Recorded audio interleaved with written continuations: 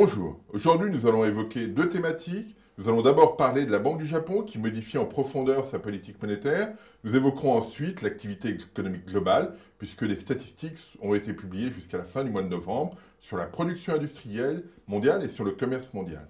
Premier point sur le Japon, M. Abe a été élu à la fin de l'année 2012 et il souhaite modifier en profondeur le comportement de l'économie japonaise. Le premier point qu'il souhaite altérer, qu'il souhaite inverser, c'est la déflation qui mine l'économie japonaise depuis le milieu des années 90. On le voit d'ailleurs sur ce graphique, vous avez l'indice des prix sous-jacent au Japon, c'est-à-dire un indice des prix hors matières premières, et vous voyez que depuis le milieu des années 90, c'est un indicateur qui baisse. Cette situation a tendance à miner l'économie, puisque le consommateur va se dire je ne vais pas acheter mon produit maintenant, j'achèterai demain, puisque demain il sera moins cher.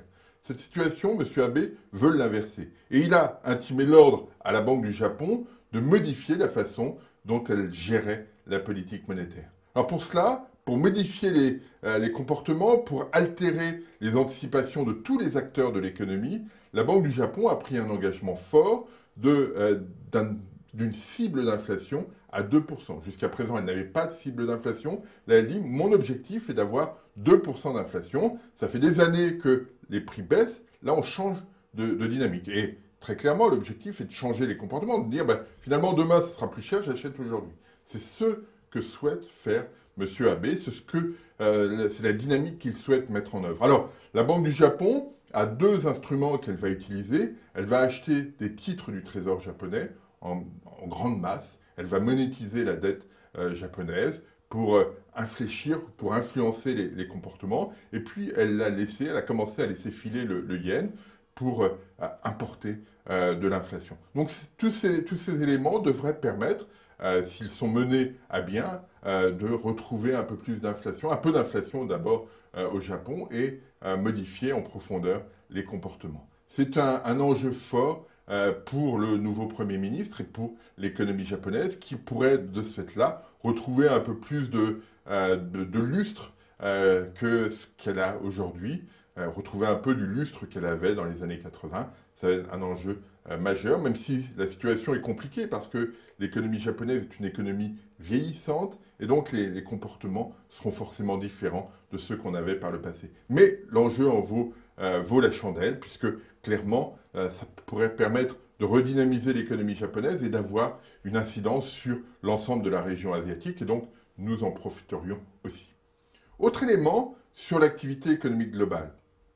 On a eu les statistiques sur la production industrielle mondiale, sur le commerce mondial à la fin du mois de novembre. Alors on peut regarder deux, trois graphiques sur cette question. Première évolution sur l'évolution annuelle de la production et du commerce mondial. On voit, quand on regarde le graphique, alors qu'il est sur une échelle assez courte, mais on voit qu'on reste sur une progression assez limitée de l'activité industrielle et du commerce mondial. Hein, si on veut faire une comparaison, le commerce mondial avait été plutôt dans la zone entre 5 et 10% de progression annuelle avant la crise. On voit qu'on est bien en dessous. Et pour la production industrielle, on était aux alentours de 5%. On voit qu'on est bien en dessous aujourd'hui. C'est cette problématique-là à laquelle il faut être attentif. Alors, qui fait quoi dans cet environnement? Qui contribue ou qui ne contribue pas? Eh bien, on peut regarder un graphique. Les problématiques sont les mêmes qu'on regarde la production industrielle mondiale ou le commerce mondial. Les contributions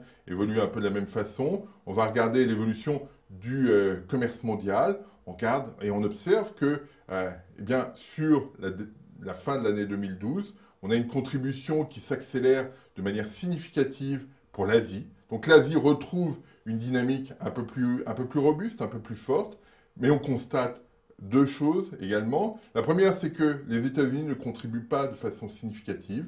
On observe, hein, c'est la courbe rouge sur le graphique qui ne progresse pas très vite. Et puis on constate que le Japon et la zone euro contribuent négativement au commerce mondial. Ça veut dire que la crise en euro de la zone euro pèse sur l'économie globale et la crise au Japon, celle que M. Abe veut inverser, pèse aussi sur l'économie globale. Donc on a une dynamique très divergente entre l'Asie qui va un petit peu mieux, mais l'euro qui ne va pas bien, et puis les États-Unis qui sont un peu au milieu. Sur la production industrielle mondiale, on a exactement la même situation. Donc, bonne nouvelle du côté de l'Asie, mais on voit bien quand on regarde ce graphique que les dynamiques restent très modeste, même en Asie, et que eh bien, le retour de la croissance sera forcément long à se mettre en œuvre, parce qu'il va falloir redynamiser le Japon, l'euro, les États-Unis, et ça c'est quelque chose qui probablement se passera au mieux dans la deuxième partie de 2013, mais pas avant. Je vous remercie.